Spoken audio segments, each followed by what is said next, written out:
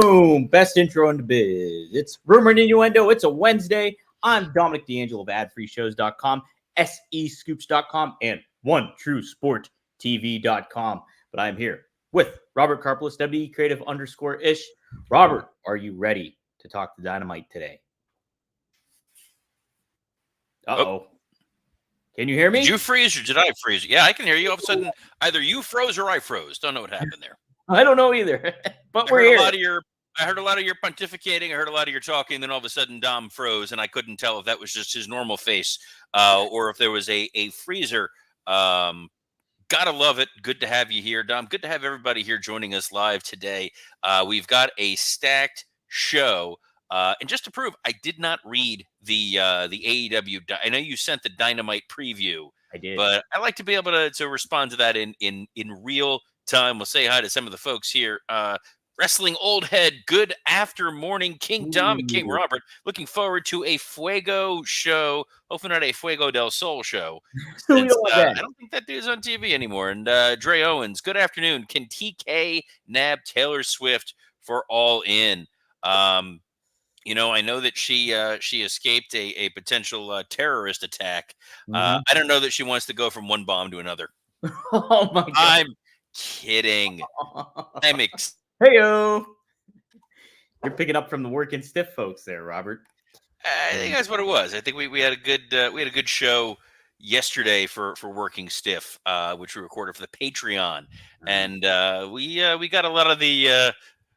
Got a lot of the bad stuff out of our system, which is good. You had some Deadpool Wolverine cameos there showing up on that episode too. It was a cameo laden episode, but we've got a hell of a rumor and innuendo for you today, Mr. D'Angelo. Oh, Captain, my Captain, where are we starting this ship to today? Yes, sir. We are starting with the Dynamite, of course, and what a lineup we got to look forward to. Robert, it's back. The card, boom! Look at that. We have. Can you see it? Okay. Oh, I can. I just needed to figure out which side to move. Again, I forget which way. I've only worked in TV for 20 years or 20 plus years. Let's see. So there's a lot of pictures. Lots of Wait. I think I recognize every person on this. Really? What a novel concept. How about that? Yeah, there's some big name matches going on here. We got Swerve Strickland, world champion. He's not the featured. He's not at the top of the card, surprisingly, though. And he's going up against Wheeler Yuta. They kind of booked this earlier on last week, set the tone for it and everything to close out the show. Here we're going to get some payoff to it and furthering the storyline between him and Bryan Danielson before All In. Yeah, so we know we said this got set up at the end of last week's episode of Dynamite. I'm going to be a little biased because both Swerve Strickland and Wheeler Don't Call Me Jimmy Yuta are friends of mine. I've known them both for many years. Got a chance to work with both of them in MLW. Even just saying MLW, my throat was just like, nope. But this should be a really surprisingly good match. Yeah, I'm excited for it. I think potentially a show stealer of it all too, considering what we have on tap too. We also have Hangman Page taking on Jay Lethal. This seems like not a whole lot booked behind. Maybe they did something on Collision to kind of indicate they're having this match. So this is the benefit of knowing Scott Chaplin. There actually is a benefit to knowing my Working Stiff co-host Scott Chaplin, believe it or not. He said that I guess after Dynamite last week, there was a post-credit scene where Hangman Adam Page was going after Jeff Jarrett, and Jay Lethal is part of that Jarrett stable. Okay. As I'm holding the Sanjay Dutt-like pencil. That's correct. Yes. It was coincidental. But going back to, Strickland and Yuta, it does give AEW an opportunity to make the Danielson match a little bit more personal.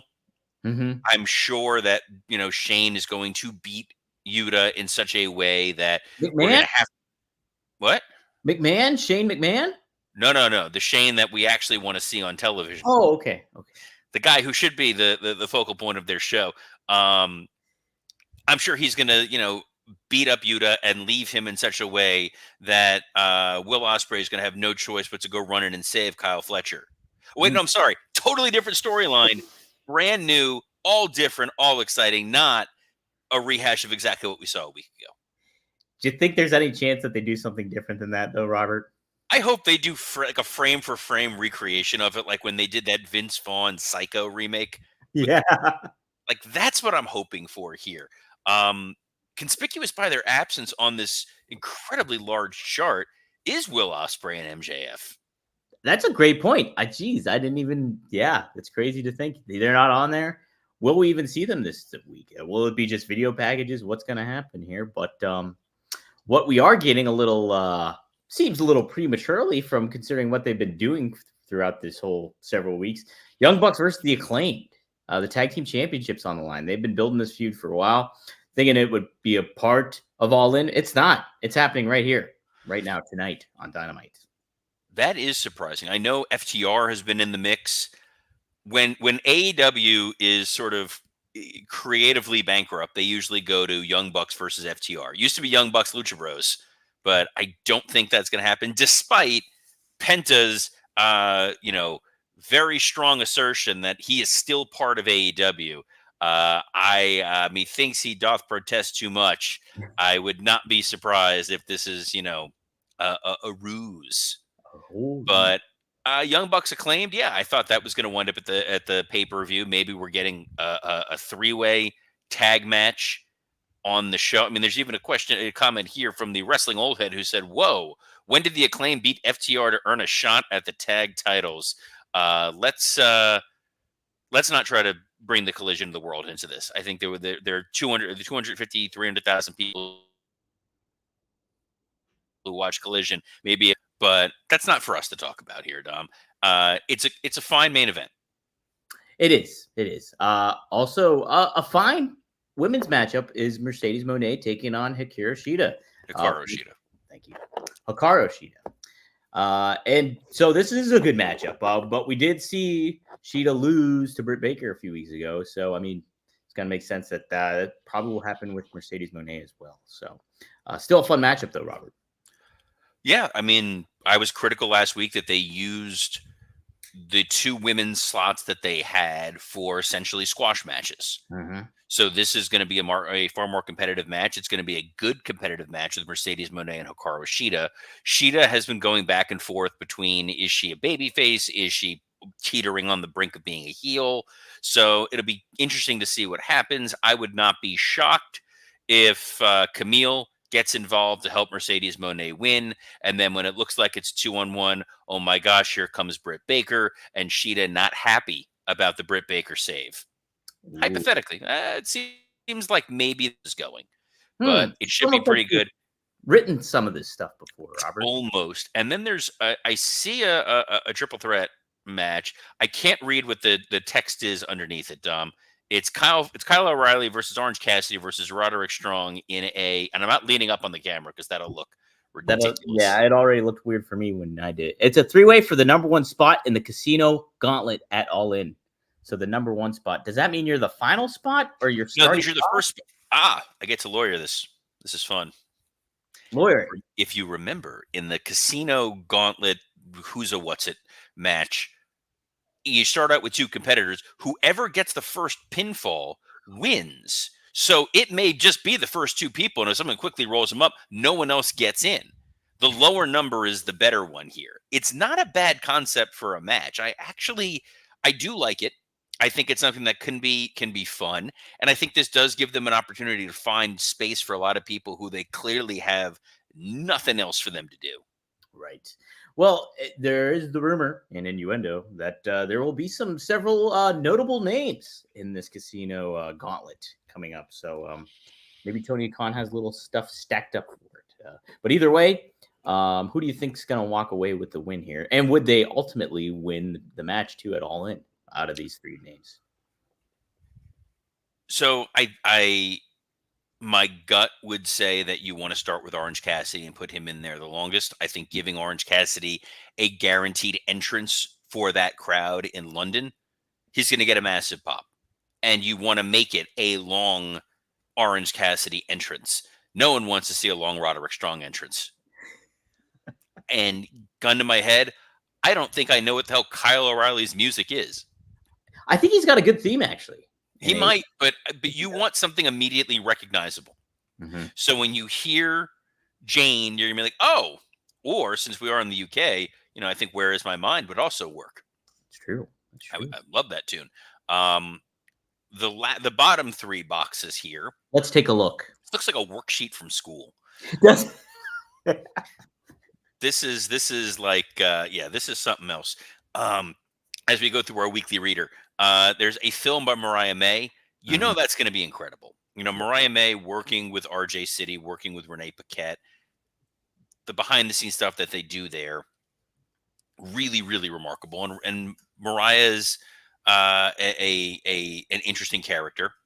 I think her doing a Tony Storm impression in this is going to be a hell of a lot of fun. I hope.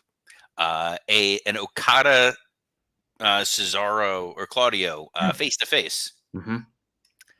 Because guys, when you see Claudio Castagnoli and you see Kazuchika, the first thing you think is, what a promo battle those two would have. I bet you Okada will say bitch maybe once or twice.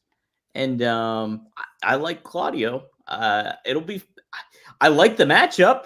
Them going face to face is a little just. Hey, take a look at this. We got to set something up for All In. You'd want a little bit more build. Well, we don't know if this is happening at All In or if this is happening at All Out. Good point. Good point. That All Out is like 2 weeks later, and I think that there's something going on with Claudio's scheduling where he's supposed to be in Mexico, like the day before All In. Interesting. So this very well might be an All Out match, which, hey, set that show as well. We need to make that feel important. And more importantly, we're going to hear from Hook. Oh, I thought that was Batman. They didn't have a picture of him, so it didn't pop to me that much. But I thought that was Batman. Will this be Batman levels of excitement for you tonight, Robert? Again, the one thing you always want to see with Hook is him talking. What a charismatic promo Hook is using guys to their strengths. That's why I like it. Look, I think you're going to tell the story of whatever we're going to see with this Jericho situation. So no, I'm not overly excited. I'm happy to see Hook back. I'm not overly excited for this segment. It's going to wind up being a little bit of grim death. And it is telling that there is no representation anywhere on this chart for MJF, for Ospreay, the American title? The American title. I could not think of the name of the title that they changed it to. Just wasn't on there. I'm just like, okay, neat. We actually live in that country, Robert, believe it or not. We do live in American. Yes. And I know that, for those guys, the most valuable thing in the world is being the American champion. And guys, what's the second most valuable thing that we all have? Dom, take that graphic off the screen. It's starting to hurt my face. Is it hurting your face? Is time. Managing and worrying about body odor used to take up a lot of my time over the course of a day. I was paranoid about smelling, especially during midday. We record this at noontime. By the time that I've gotten here, I've had to go outside. It's Florida. It's 90-something degrees. It's still summer. I don't care if your kids are going back to school. It is still the peak of summer, probably even in Pittsburgh. Look, I don't have to worry about this anymore. I've switched to Mando whole body deodorant. I've freed up a lot of time, which means more time to catch up with wrestling, more time to try and make sense of what AEW is doing booking wise. And here's why.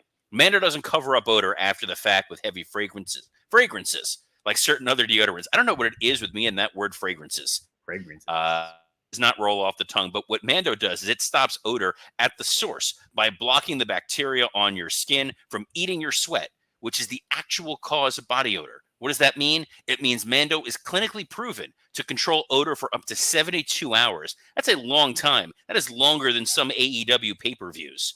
So give yourself the precious gift of time and get yourself some Mando whole body deodorant. We have a special offer for new customers. You get $5 off Mando's best-selling starter pack with code RUMOR at shopmando.com. As I mentioned, I got my shipment this past weekend. That bourbon leather body wash is absolutely off the charts. It is a 5-star scent. More importantly, this comes with a whole body deodorant. It is seriously safe to use anywhere on your body. It includes your armpits, your down below your blue chew region, your belly button, crevices, stomach, everywhere. This was created by doctors who saw firsthand how normal BO was being misdiagnosed and mistreated like it was being handled by the AEW HR team. Mando is American made. It is aluminum free, baking soda free, cruelty free, dye free, and vegan. It is clinically proven to control odor better than just a shower with soap. 12 hours after the shower, the average man's, they're going to use the word grundle. I'm going to use the word grundle because they're doctors. They know what they're talking about. The odor level was a 5 out of 10. Wow. With Mando, that average odor is down to a 0 out of 10. And if you imagine it's 5 out of 10 for an average man, imagine your average wrestling fan. Mando's starter pack is perfect for new customers. It comes with a solid stick deodorant, a cream tube deodorant, 2 free additional products of your choosing, and free shipping. Most importantly, we have a discount code to help get you hooked. Not like hook, but hooked. With the favorite smelling whole body deodorant on the market. New customers, again, get $5 off a starting pack with our exclusive code. That equates to over 40% off your starter pack. Don't use Steiner math here. Use promo code RUMOR at shopmando.com. That's shopmando.com. Yeah, I like it. I like it. And I like my Grundle rating to be a 0. So let's have that happen. Get your Grundle rating on a 0. Can we stop saying that word? Grundle? God, Grundle fragrance. All right. Did we cover all the card? Yeah, we covered it all. I think we covered everything that was going to happen on this Fakakta show. Yes. But we'll be talking about it tomorrow on our Fakakta show, Rumor and Innuendo. That's correct. We've now moved into that phase of it. But Dom, there's other news that you've got lined up for us to chat about today. Yes. Speaking of phases, John Cena is going through his retirement phase coming up. And he spoke with Collider and gave a little clarity as to how many dates he will be doing. He says it's going to be right around 36 dates around the world to pay thanks and gratitude to the WWE audiences around the world. So that's what I'm doing in 2025. 36 dates. That's not a lot. That doesn't mean matches. That means dates and appearances. You think that's a fine number to first send off of John Cena? And how do you expect them to kind of utilize him and maximize his minutes, so to speak, Robert? I really wish he was doing 37. 37. Just one more? 37 in a row. In a row. So that's for the 3 Clerks fans tuning in here, and I'm okay. That's what I'm here for. Really just pandering for that. Look, we're going to get a lot of John Cena. We're going to get a lot of chances for him to kind of doff his cap and do a farewell tour. I like it. It makes me feel incredibly old when I see John Cena going through the retirement tour, Randy Orton talking about winning the title 20 years ago. And I'm like, when I worked with these guys, they were like young. Like we had John's first title reign was what we were working on. And Orton had already been champion once. It's a weird bit of nostalgia. I think it's nice that we know there's a finite window to what's going on with this. And it does kind of feel like he's going to have a date with Gunther. And that alone makes this run really interesting because you have Orton who's talking about wanting to be 15-time world champion and worrying about his legacy. I believe if John wins, then it's the Flair record. Yeah, he passes it, I think, right? I think he does. That's why Jon Stewart interfered all those years ago to stop him. Just wanted Flair to win, man. Daily Show, the Daily Style and Profile. I am all for a Gunther and John Cena match. And I want to get your perspective on this. Do you think it should happen at WrestleMania in Las Vegas for that title? So it's an interesting question. I kind of do, just because what we saw on Raw Monday night was really impressive coming out of Braun Breaker. Mm-hmm. Braun Breaker showed when he looked directly into the camera and he was like, "Where are my dogs?" and the crowd's barking.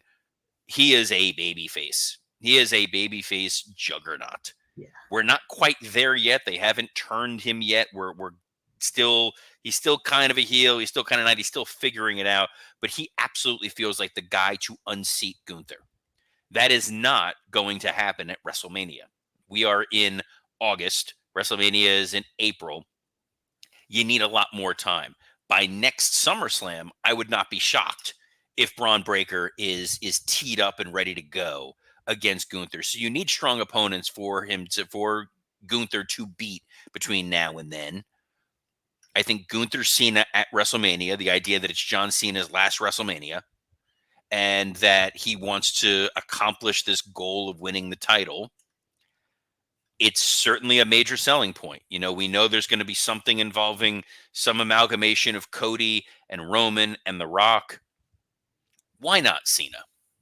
That's what I'm thinking too. And it elevates the stakes for both guys, but you really put Gunther in a great position too, especially if he leads his title reign off with a win against Orton. And then then you build this thing for months on end where, hey, Cena wins the Rumble and he wants to go at Gunther. It elevates that title. It elevates Gunther. Whether Cena wins or loses, will still have some significance to it. And I think it's a great move at this moment in time. And heck, you mentioned Braun Breaker. If they really had to do a pivot and do something where it's Cena versus Braun Breaker, that's also a great match for WrestleMania. It is. Like, we've seen Cena be generous with younger talent. We've seen it with Austin Theory. We've seen it with Solo Sikoa. It's had mixed results. I don't know if maybe that's one of their concerns. I don't know how thrilled CM Punk is going to be at not main eventing WrestleMania again. That could be kind of fun. I see a scenario where John challenges maybe at the Rumble. Mm-hmm. And then the winner of the Rumble is going to go face Gunther. And then whoever doesn't win the Rumble is bitter about Cena getting a shot or having had a shot and not him. It feels like an opportunity for a guy like Drew McIntyre to have a pretty good little stretch with Cena. That's another feud I would be very excited to see kind of culminate too on Cena's farewell tour. It's crazy in 2024, going into 2025, there are John Cena dream matches that don't feel totally off the reservation weird. Like, they just feel earned. Like, right. You kind of want to see him have one more match with Orton. You want to see him have one more match with. I would love to see him and Cody. Oh my if we're God. doing this Cody Kevin Owens, respect match, why not John Cena and John Cena and Cody Rhodes? Yeah. Wrestling Old Head makes an interesting point. I could see Cena teaming with the freshly turned Austin Theory as well when Theory and Waller inevitably split. That would be an interesting kind of thing to do, too, considering they had a WrestleMania match with one another. I could see that. I could also see, since we kind of got a tease of this on Raw, Awesome Truth breaking up and R-Truth and John Cena teaming up. Oh, my goodness, yes. With little Jimmy, too. Oh, whoa. I don't know if they have that kind of budget. I know Netflix has got some money, Dom, but, as we're moving into the Netflix era, some of these things are going to have to be considered. Well, Dominic Mysterio is considering a lot what's going on with Netflix because he was on Impulsive with former WWE United States champion Logan Paul, and he brought up about Netflix, and he says, to me, I just want to wrestle. I just want to go out there and put on the best performances as possible.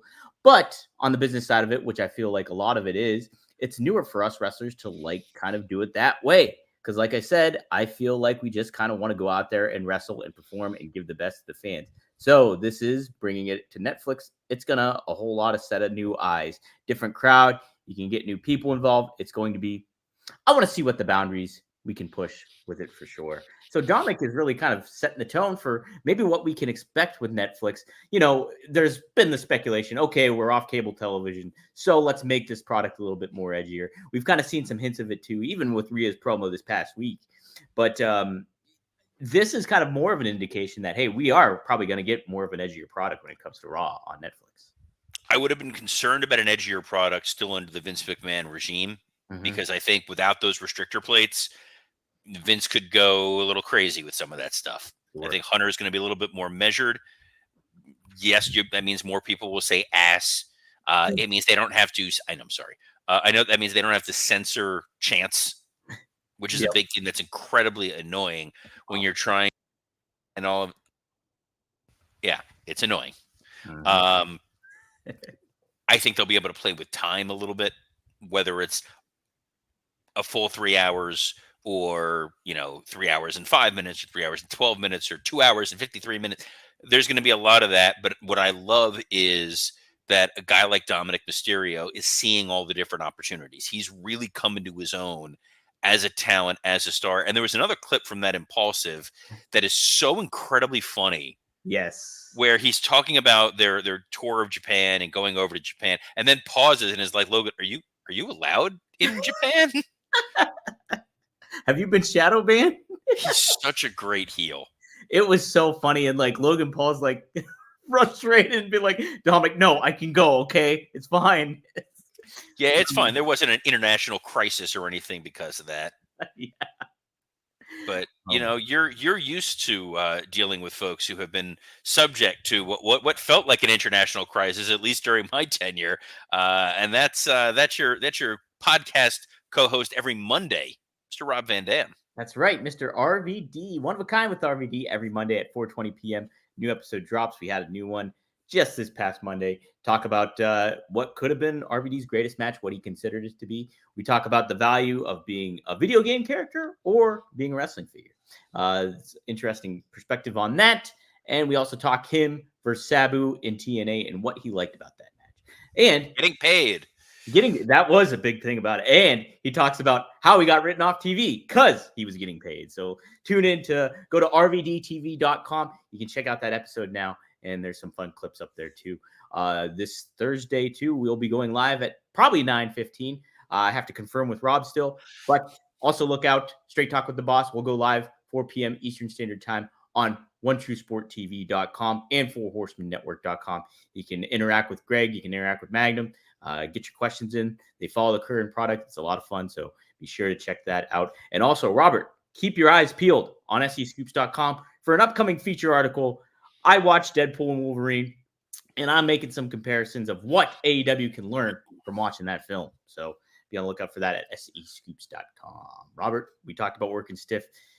Fun times over there. Unexpected times like it was on the Patreon. Yes, we had a fun time on the Patreon. The Patreon that came out yesterday, usually it releases on Monday, came out a day late, but it was certainly not $1 short. We had a full boat, all 4 hosts returning for a special episode. It was supposed to be a short one. It went like an hour 45. We had a grand old time. That alone is worth subscribing to the Working Stiff Patreon. But you can always catch the main show, the free show, wherever you get your podcasts, iTunes, Spotify, and the like. The same place you can catch Rumor and Innuendo.